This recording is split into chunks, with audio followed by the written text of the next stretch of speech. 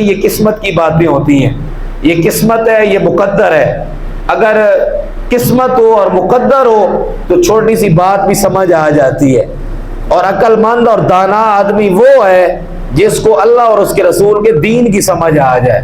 اور جو بہت بڑا عالم ہو، فقیہ ہو، محدث ہو، سب کچھ ہو، اگر اسے اللہ اور اس کے رسول کا فرمان سمجھ نہ آئے، اللہ اور اس کے رسول کے دین کی سمجھ نہ آئے، ان کا پیار اور محبت سمجھ نہ آئے، تو وہ دانا اور عقل مند انسان نہیں ہے، بلکہ سب سے بڑا جاہل ہی وہ ہے۔ ابو جہل کو دیکھ لو، ابو لہب کو دیکھ لو، ان کے سامنے چاند کے دو ٹکڑے ہو رہے ہیں، سورج واپس آ رہا ہے، دائرہ اسلام میں داخل نہیں ہوئے، لیکن جب اللہ رب العالمین قسمت میں لکھ دیتا ہے تو پھر ایک ہی دن میں پورے قبیلے دائرہ اسلام میں داخل ہو جاتے ہیں۔ اللہ تعالیٰ سے دعا ہے اللہ تعالیٰ ہمیں اس دین اسلام پر قائم و دائم رکھے، اور ہمارے اس دین اسلام کو اللہ تعالیٰ سلامتی نصیب فرمائے۔